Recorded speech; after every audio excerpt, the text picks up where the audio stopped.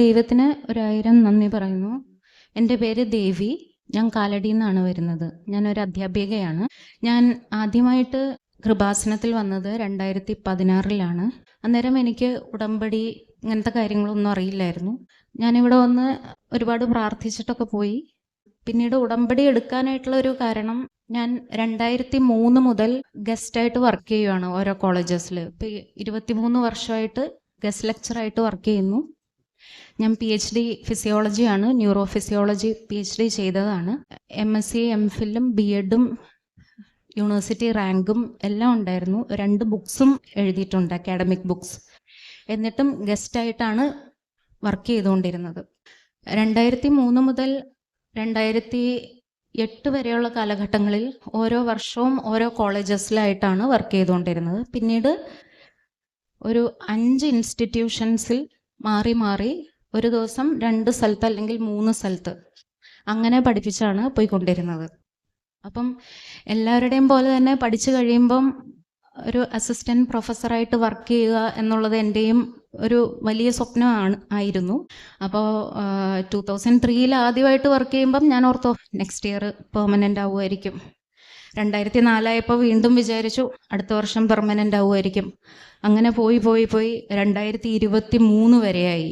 അപ്പോൾ ഞാൻ 2017 ഒരു കോളേജിൽ, നമ്മുടെ എറണാകുളം ഡിസ്ട്രിക്റ്റിലെ വളരെ റെപ്യൂട്ടഡ് ആയിട്ടുള്ള ഒരു കോളേജിൽ ഇൻ്റർവ്യൂ അറ്റൻഡ് ചെയ്യുകയും ഇൻഡെക്സ് മാർക്കിംഗ് ഫസ്റ്റ് എനിക്ക് വരികയും ചെയ്തു. അപ്പം ഞാൻ എക്സ്പെക്റ്റ് ചെയ്തു ഞാൻ റാങ്ക് ലിസ്റ്റിൽ ഉണ്ടാവുമായിരിക്കുമെന്ന്. പക്ഷേ റാങ്ക് ലിസ്റ്റ് ഇട്ടപ്പം ഞാനില്ലായിരുന്നു. ആ കോളേജിൽ തന്നെ ഗസ്റ്റായിട്ട് വർക്ക് ചെയ്ത, എന്നാൽ എൻ്റെ അത്രയും ക്വാളിഫിക്കേഷൻ ഇല്ലാത്ത ഒരു ടീച്ചറാണ് അവിടെ ജോയിൻ ചെയ്തത്. അന്നേരം എനിക്ക് ചെറിയ വിഷമമൊക്കെ വന്നു. എങ്കിലും ഞാൻ ഇപ്പം ഇത്രയും സ്ഥലങ്ങളിൽ ഞാൻ വർക്ക് ചെയ്യുന്നുണ്ടല്ലോ, 2 നഴ്സിംഗ് കോളേജ്, പിന്നെ വേറെ ഒരു ആർട്സ് ആൻഡ് സയൻസ് കോളേജ്, പിന്നെ LF ഹോസ്പിറ്റൽ അങ്കമാലി, ഒരു higher secondary school, 2 entrance coaching institutions, ഇങ്ങനെ ഒരുപാട് സ്ഥലങ്ങളിലായിട്ട് യാത്ര ചെയ്ത് നല്ല മടുത്ത് ബുദ്ധിമുട്ടിയായിരിക്കും നമ്മൾ ഒരു സ്ഥലത്തുനിന്ന് വേറൊരു സ്ഥലത്ത് ക്ലാസ് എടുക്കാൻ പോവുക. അപ്പം ഇടയ്ക്ക് ബ്ലോക്കൊക്കെ വരുമ്പം മറ്റേ സ്ഥലത്ത് എത്താൻ ലേറ്റ് ആയാൽ നമ്മുടെ ഉള്ളിലൊരു ടെൻഷനായിരിക്കും. ടൈം ടേബിൾ എനിക്ക് വേണ്ടിയിട്ട് ഫിക്സ് ചെയ്ത് വെച്ചിരിക്കുകയാണ്. അപ്പോൾ എന്നും ഈ ഒരു വിഷമം ഇങ്ങനെ ഉണ്ട്. അങ്ങനെ 2019 ഞാൻ ഇതേപോലെ വളരെ ഫേമസ് ആയിട്ടുള്ള ആലുവയിലുള്ള വേറൊരു കോളേജിൽ ഗസ്റ്റായിട്ട് ജോയിൻ ചെയ്തു. അന്നേരം എനിക്ക് ആ കോളേജിൽ പെർമനൻ്റ് ആയിട്ട് കിട്ടണം എന്നുള്ള ഒരു ഭയങ്കര ആഗ്രഹം മനസ്സിലുണ്ടായി. ആ കോളേജും പരിസരവും എല്ലാം മനസ്സിൽ ഭയങ്കരമായിട്ട് എന്നെ അട്രാക്റ്റ് ചെയ്തു. ഞാൻ ഒരുപാട് ആഗ്രഹിച്ചു എനിക്ക് ഇവിടെ വർക്ക് ചെയ്യാനായിട്ട് ഒരു ചാൻസ് കിട്ടിയിരുന്നെങ്കിൽ. അങ്ങനെ ഇരിക്കുമ്പോഴാണ് 2020 ആ ഒരു ടൈമിൽ കോവിഡ് ടൈം ആയത്. അപ്പോൾ ആ സമയത്ത് എല്ലാം ഓൺലൈൻ ക്ലാസ്സസ് ആക്കി. അങ്ങനെ ഇരിക്കുമ്പം MG യൂണിവേഴ്സിറ്റി, മഹാത്മാഗാന്ധി യൂണിവേഴ്സിറ്റിയുടെ ഒരു ഇൻ്റർവ്യൂ ഞാൻ അറ്റൻഡ് ചെയ്തു. അവിടെ എനിക്ക് ഇതേപോലെ തന്നെ ഓൺ കോൺട്രാക്ട്, പെർമനൻ്റ് അല്ല, ഓൺ കോൺട്രാക്റ്റിൽ എനിക്ക് സെലക്ഷനായി. 2 ഇയേഴ്സ് ഞാൻ അവിടെ വർക്ക് ചെയ്തു. പിന്നെ ഇതിൻ്റെ ഇടയിൽ ഞാൻ ഈ ഗ്യാപ്പിൽ കുറച്ച് നാൾ പോയി ഗസ്റ്റായിട്ട് വർക്ക് ചെയ്തിരുന്ന ആലുവയിലെ കോളേജിൽ പെർമനൻ്റ് പോസ്റ്റിന് വിളിച്ചു. അപ്പം ഞാൻ ഇൻ്റർവ്യൂ അറ്റൻഡ് ചെയ്യുന്നു. ഞാൻ റാങ്ക് ലിസ്റ്റിൽ വന്നു. ഫസ്റ്റായിട്ടായിരുന്നു വരേണ്ടത്, പക്ഷെ കുറേ ഉൾക്കളികൾ കാരണം അത് റാങ്ക് ലിസ്റ്റിൽ സെക്കൻഡായി. എങ്കിലും എനിക്ക് വിഷമമില്ല, കാരണം എനിക്ക് ജോയിൻ ചെയ്യാൻ പറ്റുമല്ലോ എന്നോർത്ത് ഞാൻ ഇരിക്കുകയായിരുന്നു. അപ്പോൾ ഇനി പേടിക്കണ്ടല്ലോ. അപ്പം ഒരു സ്ഥലത്ത് ആയി, റാങ്ക് ലിസ്റ്റിൽ സെക്കൻഡ് വന്നു, എനിക്ക് അപ്പോയിൻമെൻറ്റ് ഓർഡർ അയക്കും എന്നവർ പറഞ്ഞു. നെക്സ്റ്റ് എനിക്ക് ജോയിൻ ചെയ്യാമെന്ന് ഞാൻ പ്രതീക്ഷിച്ചിരിക്കുന്നു. അങ്ങനെ വേറെ ആ സമയത്ത് വേറെ 2 കോളേജസിൽ നിന്ന് ആപ്ലിക്കേഷൻ കോൾ ഫോർ ചെയ്തപ്പോൾ ഞാൻ അപ്ലൈ ചെയ്തില്ല, കാരണം എനിക്ക് ഓൾറെഡി ഈ ഒരു സ്ഥലത്തായിട്ടുണ്ട്. ഒരു 1 ഇയറോടെ കഴിഞ്ഞാൽ എൻ്റെ ഏജ് ഓവറാവും. അപ്പം എനിക്ക് എപ്പോഴും സങ്കടമായിരുന്നു. ഞാൻ PhD ഡോക്ടർ ദേവി NP എന്ന് എവിടെയൊക്കെ എഴുതുമ്പോഴോ ബ്രാക്കറ്റിൽ ഗസ്റ്റ് ലെക്ചറർ അല്ലെങ്കിൽ ഓൺ കോൺട്രാക്ട്.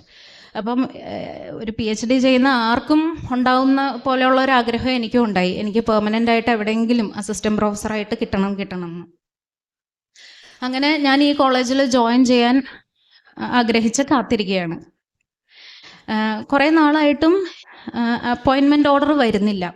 അപ്പം ഞാനും എൻ്റെ മദറും കൂടി ചെന്ന് അന്വേഷിച്ചപ്പം അറിഞ്ഞത്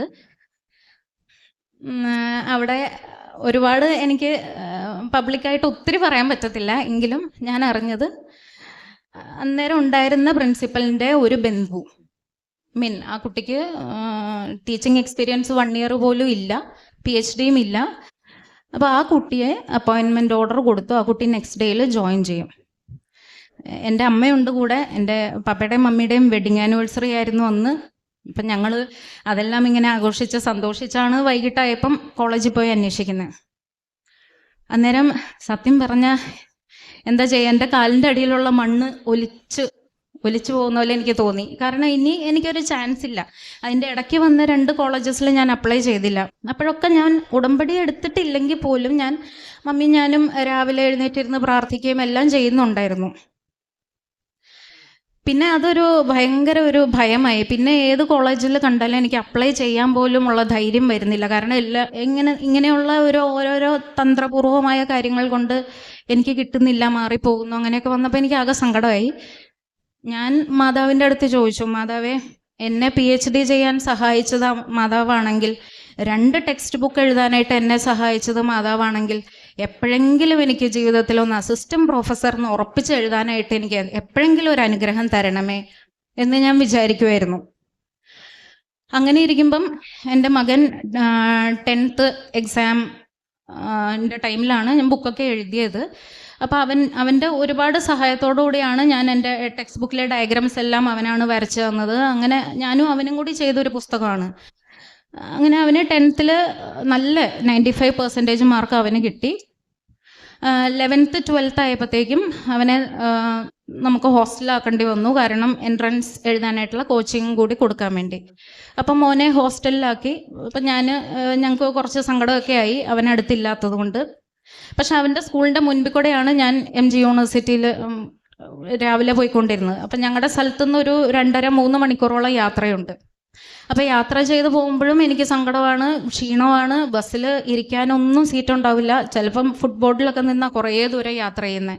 അപ്പോൾ ഇവൻ്റെ സ്കൂളിൻ്റെ മുന്നിൽ കൂടെ പോകുമ്പോഴൊക്കെ എനിക്ക് ഇവനെ കാണാത്ത സങ്കടം, എനിക്ക് പെർമനൻ്റ് ആയിട്ട് ജോലി കിട്ടാത്ത സങ്കടം, ഇതെല്ലാം ഉണ്ട്.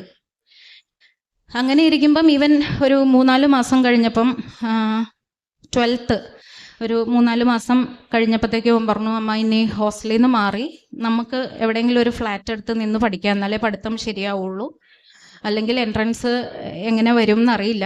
അപ്പം അമ്മ നമുക്ക് ഒന്നിച്ച് നിൽക്കാം എന്ന് പറഞ്ഞിട്ട് ഞാനും എൻ്റെ പാരൻസും കൂടി ഇവൻ്റെ സ്കൂളിൻ്റെ അടുത്ത് ഒരു ഫ്ലാറ്റ് നോക്കി. അങ്ങനെ ഒരു 2-3 ദിവസത്തിനുള്ളിൽ അപ്പം ഞങ്ങൾ മാതാവിനോട് പറഞ്ഞു, മാതാവേ, നല്ലൊരു സ്ഥലം കണ്ടുപിടിച്ച് തരണം, ഞാനും മോനും കൂടി ഒറ്റയ്ക്കാണ് നിൽക്കുന്നത്, അപ്പോൾ എനിക്കെല്ലാം കൂടി മാനേജ് ചെയ്യാൻ പറ്റുമോ അറിയില്ല, ഞങ്ങൾക്ക് സെക്യൂർ ആയിട്ടുള്ളൊരു സ്ഥലം വേണം. അങ്ങനെ ഞങ്ങൾക്ക് എങ്ങനെയോ 2-3 ദിവസത്തിനുള്ളിൽ ഒരു പുതിയൊരു ഫ്ലാറ്റ് കിട്ടുകയും നമ്മളവിടെ താമസിക്കുകയും മോനും ഞാനും കൂടി തന്നെ താമസിച്ചു തുടങ്ങി. അപ്പം രാവിലെ എഴുന്നേറ്റ്, അതുവരെ ഞാൻ വർക്ക് ചെയ്തുകൊണ്ടിരുന്ന എല്ലാ സ്ഥലത്തും വളരെ കറക്റ്റ് ടൈമിൽ ഞാൻ ഒരു 1/2 hour ബിഫോർ എപ്പോഴും എത്താറുണ്ട്. ഈ സ്ഥലത്തോട്ട് മാറിയതിന് ശേഷം പിന്നെ കുറച്ച് ദൂരമായി യാത്ര. അപ്പം ഞാൻ എത്തുന്ന ടൈമിങ് 10 മിനിറ്റൊക്കെ ലേറ്റ് ആവാൻ തുടങ്ങി. അന്നേരം എനിക്ക് പിന്നെയും ഭയമായി തുടങ്ങി. ഇപ്പോൾ ഉള്ള ജോലിയും കൂടി ഇനി പോകുമോ, ലേറ്റായി എത്തുമ്പോൾ ഇനി ഉള്ള കയ്യിലിരിക്കുന്നതും കൂടി പോകുമോ, ഇതൊക്കെ ഒരു ടെൻഷനായി. പിന്നെ മോൻ്റെ പഠിത്തം എങ്ങനെയാവും, ഇവൻ എൻട്രൻസ് ക്വാളിഫൈ ചെയ്യുമോ, 12th നല്ല മാർക്ക് കിട്ടുമോ, ഇതെല്ലാം ടെൻഷനായിരുന്നു. അങ്ങനെ ഇരിക്കുമ്പോൾ ഞാൻ ഈ 2023 February 4th ഞാനും മോനും എൻ്റെ പാരൻസും കൂടി ഇവിടെ പ്രെയറിന് വന്നു, പ്രാർത്ഥിക്കാമെന്നോർത്ത് വന്നു. ഇവൻ്റെ പരീക്ഷയും ഇതെല്ലാം മനസ്സിൽ വിചാരിച്ച് പ്രാർത്ഥിക്കാമെന്നോർത്ത് വന്നപ്പം എനിക്ക് തോന്നി ഉടമ്പടി ഞാൻ എടുക്കണം എന്ന് തോന്നിയിട്ട് ഞാൻ ഉടമ്പടി എടുക്കാൻ നിന്നു. അവരെ ഞാൻ തിരിച്ച് വീട്ടിലേക്ക് വിട്ടു. കാരണം അല്ലെങ്കിൽ അവരും വൈകുന്നേരം വരെ നിൽക്കണമല്ലോ എന്നോർത്ത് അവർ തിരിച്ചു പോയി. ഞാൻ ഇവിടെ നിന്ന് ഉടമ്പടി എടുത്തിട്ട് പോയപ്പോൾ എനിക്ക് അതുവരെ ഇല്ലാത്തൊരു ഭയങ്കര സന്തോഷമായിരുന്നു മനസ്സിന്, ഒരു ശക്തിയും. ഇനിയിപ്പം ഉടമ്പടി എടുക്കാനായിട്ടപ്പം മുകളിൽ ക്ലാസ്സൊക്കെ അറ്റൻഡ് ചെയ്തപ്പം നമ്മളോട് 6 നിയോഗങ്ങൾ എഴുതാൻ പറയും. എനിക്കൊന്നും എഴുതണ്ട, എനിക്കൊന്നും എഴുതാൻ തോന്നിയില്ല. പക്ഷെ പറയുന്നുണ്ട് നമ്മൾ 6 നിയോഗങ്ങൾ എഴുതണം. അന്നേരം ഞാൻ ആദ്യം 1, 2, 3, 4, 5 വരെ എഴുതിയത് എൻ്റെ പാരൻസിൻ്റെ ഹെൽത്തും, എൻ്റെ അനിയത്തി അവൾ ഓസ്ട്രേലിയയിലാണ്, അവളുടെ ജോലിയും അവളുടെ ബിസിനസ്സും ഇതെല്ലാം നന്നായി വരണം, മോൻ്റെ പരീക്ഷ 12th എല്ലാ പാരൻസും ആഗ്രഹിക്കുന്ന പോലെ തന്നെ എൻ്റെ മനസ്സിലുണ്ട്. പ്രത്യേകിച്ച് ഞാനൊരു ടീച്ചറും കൂടെ ആയതുകൊണ്ട് നല്ല മാർക്ക് കിട്ടണം, A+ എല്ലാത്തിനും ഉണ്ടാവണം എന്നൊക്കെ ഞാനും ആഗ്രഹിക്കുന്നുണ്ട്. അപ്പോൾ അതെല്ലാം വെച്ചു. പിന്നെ ഇവൻ്റെ എൻട്രൻസ് ക്വാളിഫൈ ചെയ്യണം, ഈ കാര്യങ്ങളൊക്കെ നിയോഗം വെച്ചു. 6th നിയോഗമായിട്ട് ഞാൻ വെച്ചത് ആക്ച്വലി എനിക്ക് പെർമനൻ്റായിട്ട് ജോലി വേണമെന്ന് ആഗ്രഹമുണ്ട്. പക്ഷെ അത് ഇനി എങ്ങനെ സാധിക്കും, എൻ്റെ ഏജ് ഇപ്പോൾ ഓവറാവും. അപ്പം ഞാൻ ഒരു സെൻറ്റൻസിൽ അത് എഴുതി. എന്നിട്ട് ഇവിടെ നിയോഗം സമർപ്പിക്കാൻ നിൽക്കുമ്പോൾ എനിക്ക് തോന്നി വേണ്ട, അങ്ങനെ എഴുതണ്ട, അത് മാതാവിന് ഇഷ്ടമുണ്ടെങ്കിൽ തരട്ടെ എന്നോർത്തിട്ട് ഞാനത് വെട്ടിക്കളഞ്ഞിട്ട് ഞാൻ അവിടെ എഴുതി മനസ്സിൽ ആഗ്രഹമുണ്ട്, ഇനി ബാക്കി മാതാവിൻ്റെ ഇഷ്ടം എന്ന് പറഞ്ഞിട്ട് ആ ഒരു സെൻറ്റൻസ് വെട്ടിയിട്ട് മാതാവിൻ്റെ ഇഷ്ടം എന്ന് എഴുതി ഞാനത് സമർപ്പിച്ചിട്ട് പോയി. പിന്നെ ഞാൻ ഇവിടുന്ന് പത്രം മേടിച്ചിട്ട് പോയി. പോകുന്ന വഴി തന്നെ ബസ്സിലുള്ളവർക്കൊക്കെ കൊടുത്തു. പിന്നെ സ്റ്റാൻഡിൽ ഇറങ്ങി അവിടെ എല്ലാം കൊടുത്തു. പിന്നെ ഞങ്ങൾ ഫ്ലാറ്റ് എടുത്ത് താമസിക്കുന്ന അവിടെ തൊട്ടടുത്തുള്ളൊരു ഗവൺമെൻറ് ഹോസ്പിറ്റലിൽ ഈ നിയോഗം വെക്കുന്നവർ ചെയ്യണമെന്ന് പറയുന്ന കുറച്ച് കാര്യങ്ങളുണ്ടല്ലോ, അതൊക്കെ പരമാവധി എന്നെക്കൊണ്ട് പറ്റുന്ന പോലെയൊക്കെ ചെയ്യാൻ നോക്കി. പ്രാർത്ഥിക്കുമായിരുന്നു രാവിലെ, പിന്നെ ബൈബിൾ വായിക്കുമായിരുന്നു. ബൈബിൾ ആദ്യം വായിക്കുമായിരുന്നു, പക്ഷേ ഇത്രയും ഡിസിപ്ലിൻഡായിട്ട് ചെയ്യില്ലായിരുന്നു. ഉഴപ്പി ഇടയ്ക്കൊക്കെ ബൈബിൾ വായിക്കും, അങ്ങനെ ജസ്റ്റ് ഒന്ന് പ്രാർത്ഥിക്കും, അത്രയൊക്കെ ഉണ്ടായിരുന്നുള്ളൂ. അങ്ങനെ February 4th നിയോഗം വെച്ചു. പിന്നെ ഞാൻ ആസ് യൂഷ്വൽ എന്നും രാവിലെ എല്ലാ കാര്യങ്ങളൊക്കെ ചെയ്തിട്ട്, അപ്പോൾ എൻ്റെ ഒരു പേടി, എനിക്ക് മോൻ്റെ കാര്യങ്ങളെല്ലാം കൃത്യമായിട്ട് ചെയ്യാൻ പറ്റുമോ, ഇവന് വേണ്ട ഭക്ഷണം ഉണ്ടാക്കാൻ പറ്റുമോ, എനിക്ക് കറക്റ്റ് ടൈമിൽ എത്താൻ പറ്റുമോ, കോളേജിൽ ബ്ലോക്ക് ആയിരിക്കുമോ പോകുന്ന വഴി, ഇങ്ങനെയൊക്കെയുള്ള ടെൻഷനായിരുന്നു. അപ്പോഴൊക്കെ ഞാൻ വിചാരിക്കും എനിക്ക് ഇരുന്ന് പ്രാർത്ഥിക്കാനൊന്നും സമയം കിട്ടുന്നില്ല. അപ്പം ഞാൻ ഓർക്കും, മാതാവേ അല്ലെങ്കിൽ ദൈവമേ, ജീസസിനെ എനിക്ക് ഭയങ്കര ഇഷ്ടമാണ്. അപ്പം ഞാൻ ഓർക്കും, പോകുന്ന വഴിക്കൊക്കെ ഞാൻ പ്രെയർ കേൾക്കുമായിരുന്നു. ചില പാട്ടുകളൊക്കെ കേൾക്കുമ്പോൾ നമുക്ക് ഭയങ്കരമായിട്ട് ഫീൽ ചെയ്യും, മനസ്സിൽ ഭയങ്കരമായിട്ട്. അപ്പോൾ കണ്ണൊക്കെ നിറഞ്ഞു വരാറുണ്ട് ചിലപ്പോൾ ബസ്സിലൊക്കെ ഇരിക്കും. അപ്പം ഞാൻ ഓർക്കും, ഞാൻ ചെയ്യുന്ന വർക്ക് എൻ്റെ പ്രാർത്ഥനയായിട്ട് ദൈവം എടുത്തോണം. ഞാൻ ഇത്രയും സ്ഥലങ്ങളിൽ ഓടി നടന്ന് പഠിപ്പിക്കുന്നുണ്ട്, എനിക്കതിനൊരു മടിയും തോന്നുന്നില്ല. എൻ്റെ ഞാൻ ചെയ്യുന്ന പ്രവൃത്തികൾ എൻ്റെ പ്രാർത്ഥനയാണെന്ന് ദൈവം വിചാരിക്കുമെന്ന് എപ്പോഴും പറയും. പിന്നെ എന്നെ സ്ട്രൈക്ക് ചെയ്തുകൊണ്ടിരുന്ന ഒരു പാട്ട് ഇവിടുത്തെ സ്വസ്തി സ്വർലോക റാണി, അതിൻ്റെ അകത്തൊരു സെൻറ്റൻസ് ഉണ്ട്, ഞങ്ങളും നിന്മക്കളല്ലോ. അപ്പം ആ വരി വരുമ്പോൾ എനിക്ക് ശരിക്കും സങ്കടം വരും. ഞാൻ ചോദിക്കാം, അമ്മ ഞാനും അമ്മയുടെ മകളല്ലേ, എന്നിട്ട് ഈ ജോലി വേണം എന്ന് ആഗ്രഹിക്കുന്നത് അത്യാഗ്രഹമാണെങ്കിൽ എനിക്ക് വേണ്ട, അതല്ല അമ്മയ്ക്ക് അത് ഇഷ്ടമുണ്ടെങ്കിൽ എനിക്ക് തരിക എന്ന് ഞാൻ പറയുമായിരുന്നു. അപ്പോൾ February 4th കഴിഞ്ഞ് ഒരു 2 weeks കഴിഞ്ഞപ്പം എനിക്ക് എൻ്റെ ഓർമ്മ ശരിയാണെങ്കിൽ ഒരു February 16th ആയപ്പം ഞാൻ വർക്ക് ചെയ്തുകൊണ്ടിരുന്ന ഒരു കോളേജിലെ പ്രിൻസിപ്പൽ എന്നെ വിളിച്ചു. ദേവി മിസ് എന്താ ഇന്ന് ലീവാണോ? അപ്പം ഇന്ന് അവിടെ എന്തോ ഒരു കാരണം കൊണ്ട് ക്ലാസ് ഇല്ലായിരുന്നു. അന്നേരം ഞാൻ വന്നിട്ടില്ല, ഇന്ന് സ്റ്റാഫിന് ചെല്ലണം, പക്ഷെ ഞാൻ പോയിട്ടില്ലായിരുന്നു. അന്നേരം അടുത്ത ദിവസം വരുമ്പം എന്നെ മീറ്റ് ചെയ്തിട്ടേ പോകാവുള്ളൂ എന്ന് പറഞ്ഞു. അന്നേരം ഞാൻ വിചാരിച്ചു, ലേറ്റായി, കുറച്ച് ദിവസങ്ങളായിട്ട് അടുപ്പിച്ച് ലേറ്റായിട്ടാണ് ചെല്ലുന്നത്, എന്നാൽ എന്നെ ഇനി പോയിക്കോ ടെർമിനേറ്റ് ചെയ്യാനായിരിക്കുമെന്ന് പേടിച്ച് ഞാൻ നെക്സ്റ്റ് ഡേയിൽ പ്രിൻസിപ്പലിനെ മീറ്റ് ചെയ്യാൻ ചെല്ലുന്നു. അന്നേരം പ്രിൻസിപ്പലിനെ കാണാൻ പറ്റിയില്ല. പിന്നെ ഒരാഴ്ച വെയിറ്റ് ചെയ്യേണ്ടി വന്നു കാണാൻ. അന്നേരം ഞാൻ പോയി ഇങ്ങനെ വളരെ ഭയത്തോടെ എന്തായിരിക്കും എന്നോട് പറയുക, എന്താണെങ്കിലും എനിക്കത് കേൾക്കാനുള്ള ശക്തി ഉണ്ടാവണം എന്ന് വിചാരിച്ച് എൻ്റെ കയ്യിൽ കാശുരൂപം ഉണ്ടായിരുന്നു, അതും കൈപ്പിടിച്ചിരിക്കുക. വഴക്ക് പറയുന്നതാണെങ്കിലും ഇനി ഇവിടെ വേറെ ആളെ എടുക്കാൻ പോകാമെന്ന് പറയുകയാണെങ്കിലും എന്താണെങ്കിലും എനിക്കത് താങ്ങാനുള്ള ശക്തി ഉണ്ടാവണമെന്ന് വിചാരിച്ചിരിക്കുമ്പം പ്രിൻസിപ്പൽ ഇങ്ങോട്ട് ചോദിക്കുന്നത്, ദേവി മിസ് ഒത്തിരി വർഷമായില്ലേ ഇവിടെ വർക്ക് ചെയ്യുന്നു, ഞങ്ങൾ കഴിഞ്ഞ ആഴ്ച വളരെ യാദൃശ്ചികമായിട്ട് മിസ്സിൻ്റെ ഫീഡ്ബാക്ക് എടുത്ത് നോക്കുമ്പം എല്ലാ വർഷവും വളരെ 100% നല്ല ഫീഡ്ബാക്കാണ്.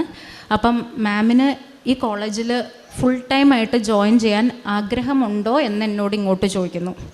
അപ്പോൾ വളരെ യാദൃശ്ചികമായിട്ട് കഴിഞ്ഞ ആഴ്ച എൻ്റെ ഫീഡ്ബാക്ക്, എന്നെക്കുറിച്ചിട്ടുള്ള ഫീഡ്ബാക്ക് എടുത്ത് നോക്കുക എന്ന് പറയുമ്പോൾ ഞാനിവിടെ ഉടമ്പടി എടുക്കുന്ന ആ ഒരു സമയമാണ്. അന്നേരം എനിക്ക് എങ്ങനെയാണ് അത്, ഞാനപ്പം തന്നെ എനിക്ക് താല്പര്യമുണ്ട് എന്നിങ്ങനെ പറഞ്ഞു. അപ്പം സാർ പറഞ്ഞു, ഇത്രയും സ്ഥലങ്ങളിൽ വർക്ക് ചെയ്യുന്നതല്ലേ, അപ്പം നല്ലപോലെ ആലോചിച്ചിട്ട് മതി, എല്ലാ കാര്യങ്ങളും നന്നായിട്ട് ആലോചിച്ചിട്ട് മതി എന്ന് പറഞ്ഞു. ഞാൻ വീട്ടിൽ ചെന്നു ആലോചിച്ചു. അന്നേരം അമ്മ പറഞ്ഞു, ഇത് എന്തായാലും മാതാവ് കാണിച്ചു തരുന്നത് തന്നെയാണ്, അപ്പം നമ്മൾ യെസ് തന്നെ പറയുക. അപ്പം നമ്മൾ യെസ് തന്നെ പറഞ്ഞു. ഞാൻ ആ കോളേജിൻ്റെ ഭാഗമാകാനായിട്ട് ആഗ്രഹിക്കുന്നു എന്ന് എൻ്റെ ആഗ്രഹം അറിയിക്കുകയും ചെയ്തു, എൻ്റെ അഭിപ്രായം പറയുകയും ചെയ്തു. നെക്സ്റ്റ് വീക്കിൽ തന്നെ ഇവിടെ സാക്ഷ്യം പറയാൻ വേണ്ടി വന്നിരുന്നു. അപ്പോൾ ഞാൻ ജോയിൻ ചെയ്തിട്ട് പറഞ്ഞാൽ മതി എന്ന് പറഞ്ഞ് നമ്മൾ തിരിച്ചു പോവുക ചെയ്തേ. ഞാൻ ജോയിൻ ചെയ്തു. ഇപ്പം അത് വളരെ കംഫർട്ടബിളായിട്ട് അങ്ങനെ പോകുന്നു. അത് എൻ്റെ ഈ 23 വർഷത്തെ എക്സ്പീരിയൻസിൽ എനിക്ക് കിട്ടിയ അതൊരു അത്ഭുതം തന്നെയാണ്, മറ്റൊന്നുമല്ല. അല്ലെങ്കിൽ അതിന് മുന്നത്തെ മാസം വേണമെങ്കിൽ യാദൃശ്ചികമായിട്ട് അവർക്ക് ഫീഡ്ബാക്ക് നോക്കായിരുന്നു. അത് സംഭവിച്ചില്ല. ഇവിടെ ഉടമ്പടി എടുത്തതിന് ശേഷമാണ്, അതും 2 വീക്സിനുള്ളിൽ എനിക്ക് സംഭവിച്ച. 2003 മുതൽ ഗസ്റ്റായിട്ട് വർക്ക് ചെയ്തിരുന്ന ഞാൻ ഇപ്പോൾ അസിസ്റ്റൻറ്റ് പ്രൊഫസറാണ് പെർമനൻ്റായിട്ട്. അതൊന്ന്. 2, എൻ്റെ മകൻ്റെ പരീക്ഷയാണ്. +2 ബോർഡ് എക്സാമിൻ്റെ സമയത്തെല്ലാം അവന് പനിയായിരുന്നു. പനിയായിട്ട് എൻ്റെ അമ്മ വന്ന് അവനെ ഹോസ്പിറ്റലിൽ കൊണ്ടുപോയി, ഡോക്ടറെ അടുത്ത് കൊണ്ടുപോയി ആൻറ്റിബയോട്ടിക്സ് ഒക്കെ കൊടുത്താണ് പരീക്ഷ എഴുതാനായിട്ട് പോകുന്നത്. അപ്പോൾ അതിൻ്റെ കൂടെ ഞാൻ കൃപാസനത്തിൽ നിന്ന് എനിക്ക് കിട്ടിയ തൈലവും തേനും ഒക്കെ ഞാനിവന് കൊടുക്കുമായിരുന്നു. അവന് എക്സാമിന് പോകുമ്പോൾ അവൻ്റെ പോക്കറ്റിൽ ഞാൻ കാശുരൂപം കുത്തിയിട്ട് വിടുമായിരുന്നു. +2 ബോർഡ് എക്സാമിൻ്റെ റിസൾട്ട് വന്നു. അവന് നല്ല പനിച്ചുകൊണ്ട് എല്ലാ സബ്ജക്റ്റും ഈ പനി വെച്ചിട്ട് പോയി. അവൻ്റെ മൂക്കൊക്കെ ഭയങ്കരമായിട്ട് കൺജസ്റ്റഡായി. മൂക്ക് കൺജസ്റ്റഡ് കഴിഞ്ഞാൽ പിന്നെ അവന് ഭയങ്കര ഇറിറ്റേറ്റഡ് ആയിരിക്കും. അവന് മടി വരും പരീക്ഷയ്ക്ക് ഇരിക്കുമ്പോൾ, എഴുതാൻ തന്നെ മടിയായിരിക്കും. പക്ഷേ 95% മാർക്ക് കിട്ടി. പിന്നെ അടുത്തത് എൻട്രൻസ് എങ്ങനെയാവും എന്നാണ്. അവൻ എഴുതിയ എല്ലാ എൻട്രൻസും ക്വാളിഫൈ ചെയ്തു. JEE മെയിൻസ് ക്വാളിഫൈ ചെയ്തു, JEE അഡ്വാൻസ്ഡ് ക്വാളിഫൈ ചെയ്തു, നീറ്റും ക്വാളിഫൈ ചെയ്തു. പക്ഷേ MBBS പോകാൻ ഒട്ടും താല്പര്യമില്ലാഞ്ഞതുകൊണ്ട് ഇപ്പോൾ കമ്പ്യൂട്ടർ സയൻസ് BTech എഞ്ചിനീയറിങ്ങിന് കാലിക്കറ്റ് NITയിൽ പഠിക്കുന്നു. IIT സ്കോർ കിട്ടിയായിരുന്നു. പക്ഷേ ഒത്തിരി ദൂരെ വിടാനായിട്ട് എൻ്റെ ഫാദറിന് അത്രയും താല്പര്യമില്ലാത്തത് കൊണ്ടും ഇവന് ഇഷ്ടപ്പെട്ട ബ്രാഞ്ച് കാലിക്കറ്റ് NITയിൽ കിട്ടിയതുകൊണ്ടും അവനിപ്പോൾ അവിടെ വളരെ ഹാപ്പി ആയിട്ട് പഠിക്കുന്നു. അത്. പിന്നെ വേറൊന്ന്, എൻ്റെ ഈ ലെഫ്റ്റ് ഹാൻഡിൻ്റെ തമ്പ് ഒരു 2010 ആ ഒരു സമയത്ത് ഈ ഡോറിൻ്റെ ഇടയിൽ പോയതാണ്. എന്നിട്ട് ചെറുതായിട്ടൊന്ന് ചതഞ്ഞതിന് ശേഷം അവിടെ കുറേ ഓയിൻമെൻറ്റൊക്കെ പുരട്ടി. അത് പിന്നീട് ആ നെയിൽ കേടാവാൻ തുടങ്ങി. നെയിൽ കേടായിട്ട് അതിങ്ങനെ എപ്പോഴും ഇൻഫെക്ഷൻ ആയിക്കൊണ്ടിരുന്നു. ഭയങ്കര പെയിൻഫുള്ളാണ്, നമുക്ക് വേദനയും എടുക്കും. അത് ഈ ഉടമ്പടി എടുക്കുന്നത് വരെ എനിക്കിതിങ്ങനെ പെയിനായിരുന്നു, നീരും വയ്ക്കുമായിരുന്നു. അപ്പം ഞാൻ ഇടയ്ക്ക് നീര് കൂടുമ്പോൾ ഞാൻ ചിലപ്പോൾ അത് ഇൻഫെക്ഷൻ കൂടാതിരിക്കാൻ ചിലപ്പോൾ ഒരു ബാൻഡേജോ അല്ലെങ്കിൽ ഓയിൻമെൻറ്റൊക്കെ പുരട്ടി അങ്ങനെ ഉപ്പൊക്കെ വെക്കുമായിരുന്നു. നാരങ്ങ ഇതെല്ലാം അതിങ്ങനെ ഒരു കുഴിനഖം പോലെ ആയി തുടങ്ങി. പിന്നെ വേദനയും. പക്ഷേ ഇവിടെ ഉടമ്പടി എടുത്തിട്ട് പോയ അന്നും ഭയങ്കര വേദന. അന്നേരം ഞാൻ പെട്ടെന്ന് എൻ്റെ കയ്യിൽ തൈലമുണ്ടല്ലോ എന്നോർത്ത് ഞാൻ ആ തൈലം എടുത്ത് തേച്ച് കഴിഞ്ഞിട്ട് ശരിക്കും ഞാൻ ഫിസിയോളജിയാണ് എൻ്റെ സബ്ജക്റ്റ്, ഹ്യൂമൻ ഫിസിയോളജിയാണ് എൻ്റെ സബ്ജക്റ്റ്. എന്നിട്ടും എന്നെ വിശ്വസിപ്പിക്കുന്ന രീതിയിൽ ആ തൈലം തേച്ച് ഒരു ½ ഉള്ളിൽ ആ നീരും കുറഞ്ഞു, ആ കയ്യിലുണ്ടായിരുന്ന ആ പസ്സും പോയി. എങ്ങനെയാണ് സംഭവിച്ചതെന്ന് അതും എനിക്കിപ്പോൾ ഒരത്ഭുതമാണ്. ഇപ്പം എൻ്റെ ആ ഫിംഗറിന് വേദനയില്ല, തമ്പിന് വേദനയില്ല, അവിടുത്തെ നീരും എല്ലാം മാറി, നെയിൽ ക്ലിയറായി. അപ്പം അത്. പിന്നെ എൻ്റെ ഫാദർ എപ്പോഴും ഭയങ്കര തുമ്മലായിരുന്നു അച്ഛന്. അപ്പം ഞാൻ ഉടമ്പടി എടുക്കാൻ വന്ന അന്ന് അച്ഛനെയും കൊണ്ടുവന്നിരുന്നു. അപ്പോൾ ഇവിടെ വന്നപ്പോഴും ഭയങ്കര തിരക്കായിരുന്നു. ഇവിടെ വന്നപ്പോഴും അച്ഛൻ തുമ്പുന്നുണ്ടായിരുന്നു. അപ്പം ഞങ്ങൾ പറഞ്ഞു, ഇതിപ്പോൾ ലാസ്റ്റ് തുമ്മൽ കേട്ടോ, ഇനി മാതാവിൻ്റെ അടുത്ത് പറഞ്ഞിട്ട് പോയാൽ ഇനി തുമ്മിയേക്കരുത്. പിന്നീട് ആ ഒരു കണ്ടിന്യൂസ് ആയിട്ടുള്ള സ്നീസിങ് ഇല്ല. ഇപ്പം ഇടയ്ക്ക് 1 or 2 ഒക്കെ ജസ്റ്റ് ഒരു അലർജിക് സ്നീസിങ് വരും, അത്രയേ ഉള്ളൂ. പിന്നെ ഇതേപോലെ തന്നെ റോസപ്പൂവിൻ്റെ മണം എനിക്കും കിട്ടിയിട്ടുണ്ട്. ഒരു 4-5 പ്രാവശ്യം കിട്ടിയിട്ടുണ്ട്. അത് പല സ്ഥലങ്ങളിൽ നിന്ന് സെയിം ആയിട്ടുള്ള. ആദ്യം ഒരു സ്ഥലത്ത് നിന്ന് കേട്ടപ്പോൾ ഞാൻ ഓർത്ത് അവിടെ റോസ് എന്തെങ്കിലും ഫ്ലവേഴ്സിൻ്റെ കൃഷിയോ അങ്ങനെ എന്തെങ്കിലും ഉള്ളതായിരിക്കും വെച്ചാൽ ഞാൻ നോക്കിയില്ല, അങ്ങനെയൊന്നും കണ്ടില്ല. അപ്പം ഞാൻ ഓർത്ത് അടുത്ത് ആരെങ്കിലും പെർഫ്യൂം ഇട്ടിട്ട് പോയതായിരിക്കും, അടിച്ച് പോയതായിരിക്കും, അങ്ങനെ വിചാരിച്ചു. പക്ഷേ സിമിലർ ആയിട്ടുള്ള സെയിം അതേ മണം തന്നെ വേറെ പല സ്ഥലത്ത് ഞാൻ നടക്കുമ്പോഴും എനിക്ക് ഫീൽ ചെയ്തിട്ടുണ്ട്. പിന്നെ അതുപോലെ ഒരു പ്രാവശ്യം ബസ്സിൽ ഞാൻ ഒരു സ്ഥലത്തുനിന്ന് വേറൊരു സ്ഥലത്തോട്ടുള്ള ക്ലാസ്സിലേക്ക് പോകുന്ന വഴിക്ക് ബസ്സിൽ ഭയങ്കര തിരക്കായിരുന്നു. ആദ്യം ഒരു സ്റ്റോപ്പ് എത്തിക്കഴിഞ്ഞപ്പോൾ കുറേ പേരൊക്കെ ഇറങ്ങി അങ്ങനെ ഒരു സ്ഥലത്തെത്തിയപ്പം എൻ്റെ സീറ്റിൽ ഞാൻ മാത്രമേ ഉള്ളൂ. എൻ്റെ അടുത്തിരുന്ന ഒരു സിസ്റ്ററായിരുന്നു. ആ സിസ്റ്റർ ഇറങ്ങി പോവുകയും ചെയ്തു. അപ്പം എൻ്റെ സീറ്റിൽ പിന്നെ ആരുമില്ല. അപ്പം ഞാനിങ്ങനെ മാതാവേ എൻ്റെ അടുത്ത് വന്നിരിക്കുക, എനിക്ക് കുറച്ച് കാര്യങ്ങൾ പറയാനുണ്ട്, ജസ്റ്റ് ഞാനിങ്ങനെ ഒന്ന് പറഞ്ഞു. ശരിക്കും അപ്പോഴും എനിക്ക് ഈ സെയിം സ്മെല്ല് വന്നു. അതങ്ങനെ കുറേ നേരം എൻ്റെ കൂടെ തന്നെ കണ്ടിന്യൂസ് ആയിട്ടുണ്ടായിരുന്നു. അതെനിക്ക് ഒരു ഡെല്യൂഷനായിട്ടൊന്നും എനിക്ക് തോന്നുന്നില്ല. ഞാനത് ആഗ്രഹിച്ച സമയത്ത് തന്നെ എനിക്ക് അങ്ങനെ ഒരു സ്മെല്ല് ഫീൽ ചെയ്യുകയും ചെയ്തു. ഇങ്ങനെയുള്ള കുറേ അത്ഭുതങ്ങൾ എനിക്ക് എൻ്റെ ജീവിതത്തിൽ വന്നു. മാത്രമല്ല എനിക്ക് സ്പിരിച്വലായിട്ട് കുറച്ചുകൂടി ദൈവസ്നേഹവും ഒരു വിശ്വാസവും കൂടി കുറച്ച് ഡിസിപ്ലിൻഡ് ആയിട്ടുള്ള രീതിയിൽ പ്രാർത്ഥിക്കാനൊക്കെ തുടങ്ങി. പിന്നെ ഇടയ്ക്ക് ഞാൻ വന്നിട്ട് നിയോഗം ഉടമ്പടി പുതുക്കി ഇപ്പം ആ പുതുക്കിയ സമയം കഴിഞ്ഞു. ഇനി എനിക്ക് വീണ്ടും പുതുക്കണം. അങ്ങനെ പക്ഷേ ആ ഉടമ്പടി പുതുക്കി കഴിഞ്ഞ് സാക്ഷ്യം പറയാൻ ഇത്തിരി വൈകി ഞാൻ. അപ്പം അതിന് ഞാൻ ക്ഷമ പറയുന്നുണ്ട്, മാതാവിൻ്റെ അടുത്ത് ക്ഷമ പറയുന്നു. പക്ഷേ നമ്മൾ ഇച്ചിരി ഉടമ്പടി എടുത്ത് വെക്കുമ്പം നമ്മൾ ഭയങ്കര ഡിസിപ്ലിൻഡായിട്ട് ചെയ്യും. നമ്മുടെ നിയോഗം നമ്മൾ ആഗ്രഹിക്കുന്ന രീതിയിൽ നടന്നു കഴിയുമ്പോൾ ചിലപ്പോൾ നമുക്ക് ഉഴപ്പാനുള്ളൊരു ടെൻഡൻസിയൊക്കെ വരും. ആ ഒരു ചെറിയ ടെൻഡൻസി എനിക്കും ഈ കുറച്ച് നാളുകളിൽ വന്നു. അപ്പോൾ എനിക്ക് പേടിയാവാൻ തുടങ്ങി. അതുകൊണ്ട് ഞാൻ ഈ ഒരു വിശ്വാസത്തിൽ നിന്ന്, അല്ലെങ്കിൽ ഈ ഒരു ഡിസിപ്ലിൻഡ് ആയിട്ടുള്ള ഈ ഒരു സ്പിരിച്വാലിറ്റിയിൽ നിന്ന് മാറിപ്പോകാനായിട്ട് ഇനി ഞാൻ ആഗ്രഹിക്കുന്നില്ല. അപ്പം ഞാൻ ഇതിങ്ങനെ തുടരാനായിട്ട് തന്നെ ആഗ്രഹിക്കുന്നു. പിന്നെ എൻ്റെ മനസ്സിൽ വരുന്ന വേറൊരു പാട്ടെന്ന് പറഞ്ഞാൽ എല്ലാം ദാനമല്ലേ, ഇതൊന്നും എൻ്റേതല്ല എന്നൊരു പാട്ടുണ്ട്. ആ പാട്ട് നമ്മൾ കേൾക്കുമ്പോൾ തന്നെ നമ്മളിൽ എന്തെങ്കിലും ഒരു അഹങ്കാരത്തിൻ്റെ ഒരു കണികയുണ്ടെങ്കിൽ അത് അന്നേരം തന്നെ ഇല്ലാതാവും. അത് ഇവിടെ ഇരിക്കുന്ന എല്ലാവരും തന്നെ യൂട്യൂബിലോ എവിടെയെങ്കിലും ആ പാട്ടൊന്ന് കേൾക്കണം. അതുപോലെ ഇവിടെ പാടുന്ന മിക്കവാറും പാട്ടുകൾ നമ്മുടെ ഹൃദയത്തെ ഒരുപാട് സ്പർശിക്കുന്നതാണ്. അപ്പം ഇത്രയും എല്ലാം ഞാൻ മാതാവിൻ്റെ മുൻപിൽ, ഈശോയുടെ മുൻപിൽ, ജീസസിൻ്റെ മുൻപിൽ ഞാൻ സാക്ഷ്യപ്പെടുത്തുന്നു. ഇതെല്ലാം എനിക്ക് ദൈവത്തിൻ്റെ അനുഗ്രഹങ്ങളാണ്. ഇതൊന്നും എൻ്റേതല്ല, ഇതെല്ലാം എനിക്ക് കിട്ടിയ ദാനങ്ങളാണ്. തൻ്റെ വ്യക്തിപരമായ ജീവിതത്തിൽ തനിക്ക് ലഭിച്ചൊരു ജോലിയെക്കുറിച്ചും ആണ് ഡോക്ടർ ആദ്യം സംസാരിച്ചത്. 23 വർഷമായിട്ട് ഒരു സ്ഥിരം ഒരിടത്ത് ലെക്ചറായിട്ട് നിൽക്കണമെന്നുള്ള ആഗ്രഹവും വന്നതും ഇവിടെ ഒന്ന് ഉടമ്പടി എടുത്ത ഏകദേശം ആ സമയത്ത് ഡോക്ടർ തന്നെ ഒരു പഠിപ്പിക്കുന്ന ഒരാളായതുകൊണ്ട് തന്നെ അതിൻ്റെ ഒരു ലോജിക്കും കാര്യങ്ങളൊക്കെ ഡോക്ടർ തന്നെ ഇവിടെ വ്യക്തമായിട്ട് പറഞ്ഞിട്ടുണ്ട്. അതേ സമയത്ത് തന്നെ അങ്ങനെ ഒരു ഫീഡ്ബാക്ക് എടുത്ത് നോക്കുവാനും എനിക്ക് ജോലി ലഭിക്കുവാനും ഇടവന്നു എന്നുള്ളതും, പിന്നെ വ്യക്തിപരമായിട്ട് തനിക്കുണ്ടായ സൗഖ്യത്തിനെക്കുറിച്ചും പറയാനുണ്ട്. അത് ഉടമ്പടി തൈലത്തിലൂടെ ലഭിച്ച സൗഖ്യം. അപ്പം അപ്പോഴും ഡോക്ടർ പറയാനുണ്ട്, ഇവിടെ ഫിസിയോളജിയാണ് പഠിപ്പിക്കുന്ന സബ്ജക്റ്റാണ്. ഈ സൗഖ്യവും ഹീലിങ്ങുമായിട്ട് ബന്ധപ്പെട്ട ഹ്യൂമൻ പഠനങ്ങൾ തന്നെയാണ് പഠിപ്പിക്കുന്നതും. അപ്പം അതുമായിട്ട് ബന്ധപ്പെട്ട് തന്നെ വിശ്വസിപ്പിക്കുവാൻ തക്കവണ്ണം അങ്ങനെ ഒരു ഉടമ്പടി തൈലത്തിൽ നിന്ന് അത്ഭുതം കാണാൻ ഇടവന്ന് ഒന്നും ഡോക്ടർ പറയാൻ. പിന്നെ മക്കളുടെ കാര്യത്തിലുമെല്ലാം ഏറ്റവും അവസാനം ചുരുക്കുമ്പം പറയുന്നത് വ്യക്തിപരമായിട്ടൊരു സ്പിരിച്വൽ യാത്രയിൽ ഒരു ഡിസിപ്ലിനറി ആയിട്ട് മുന്നോട്ട് പോകാനായിട്ട് ഈ പ്രാർത്ഥന സഹായിച്ചു എന്നാണ് പറയുന്നത്.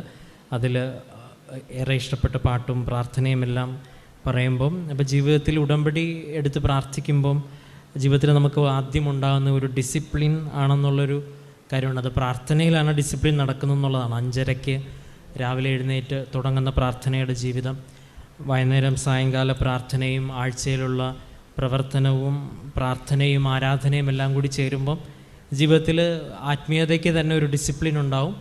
അങ്ങനെ ആത്മീയത എന്ന് പറയുന്ന ദൈവത്തിന് നമ്മൾ സ്ഥാനം കൊടുത്ത് ജീവിതത്തോട് ചേർത്ത് വെക്കുമ്പോൾ മറ്റു ജീവിതത്തിലെ സാഹചര്യങ്ങളും ക്രമീകരിക്കപ്പെടുക തന്നെ ചെയ്യുമെന്നുള്ളതിന് ഒരുപാട് സാക്ഷ്യങ്ങളിലേക്ക് ഈ സാക്ഷ്യം കൂടി ചേർക്കപ്പെടുകയാണ്. ഏറെ പ്രത്യേകിച്ച് തൻ്റെ വ്യക്തിപരമായ ജീവിതത്തിൽ ലഭിച്ച ജോലിക്കും അല്ലെങ്കിൽ തൊഴിലിനും മുൻപോട്ടുള്ള കാര്യത്തിനെല്ലാം ലഭിച്ച ആത്മീയമായ ഉണർവിനെയും പ്രതി നമുക്ക് നിറഞ്ഞ കരങ്ങളടിച്ച് ദൈവത്തിൻ്റെ നാമം മഹത്വപ്പെടുത്താം.